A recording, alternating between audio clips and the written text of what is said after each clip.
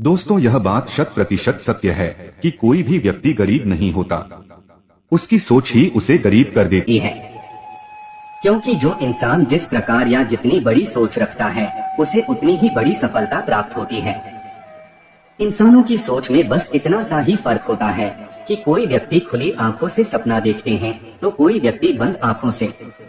दोस्तों, आज इस वीडियो के माध्यम से हम उन बातों को जानेंगे जिससे आप एक ऐसी सोच विकसित करेंगे जिससे अपनी गरीबी को हमेशा के लिए समाप्त कर सकेंगे और फिर जीवन में कभी भी गरीबी नहीं देखनी पड़ेगी।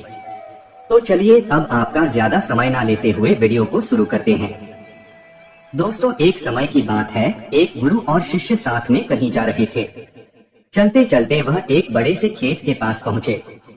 उन दोनों को प्यास सताने लगी तो उन्हें खेतों के बीचों बीच एक टूटा फूटा घर दिखाई देता है।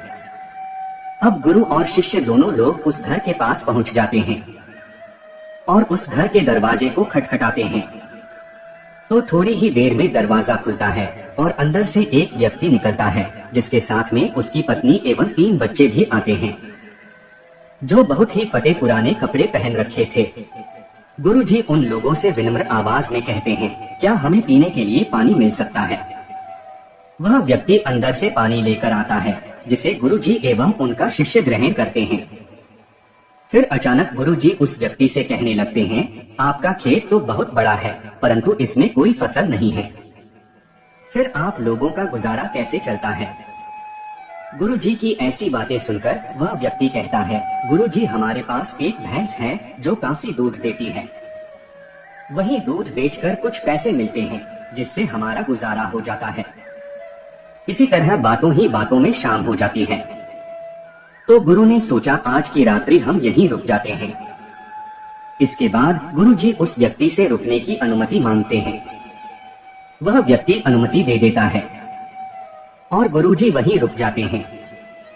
आधी रात बीत चुकी थी, तभी अचानक गुरुजी नींद से उठ जाते हैं और अपने शिष्य के कान में जाकर एकदम धीरे से आवाज देते हैं, इधर से चलो, अब हमें यहाँ से चलना चाहिए और इसके भैंस को भी साथ में ले जाकर जंगल में छोड़ देना है।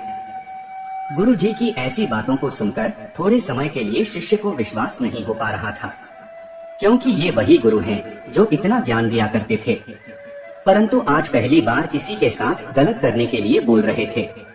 लेकिन शिष्य गुरु की बात को टाल भी नहीं सकता था।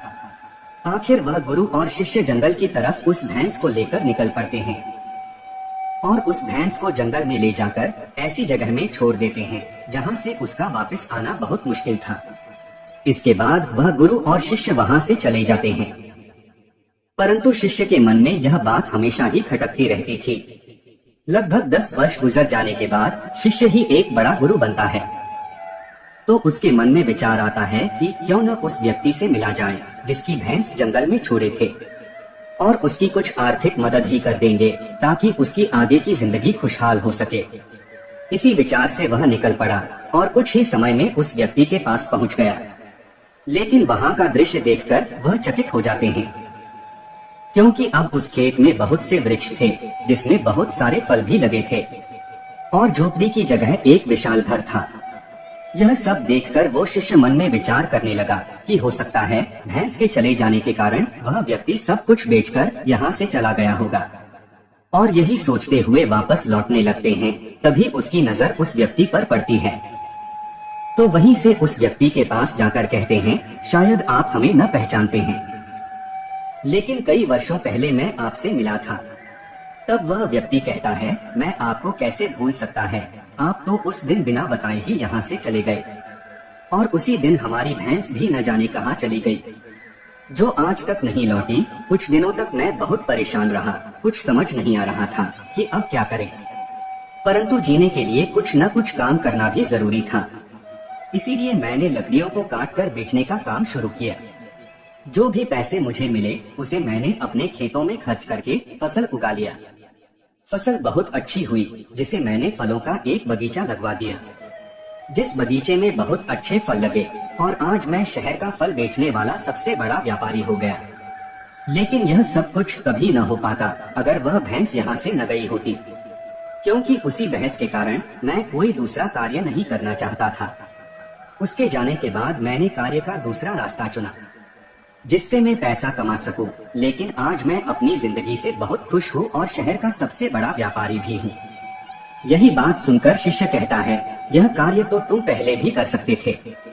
तब वह व्यक्ति बोला, कर तो सकता था, परंतु उस समय मेरी जिंदगी बिना मेहनत किए भी चल रही थी।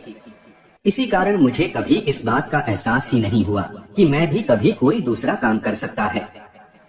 यही कारण है कि मैंने कभी कोशिश नहीं की, लेकिन भैंस के जाने के बाद मुझे इस बात का एहसास होने लगा कि मैं कोई दूसरा कार्य भी कर सकता है।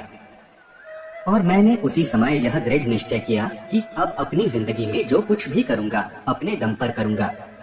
और इसी संकल्प की वजह से आज इस मुकाम पर पहुंचा है। दोस्तों, इस कहानी को सुनकर इस बात को सोचना चाहिए कि कहीं आपके भी जीवन में कोई रुकावट नहीं है, और अगर कोई रुकावट है तो उससे आगे बढ़ने का प्रयास कीजिए।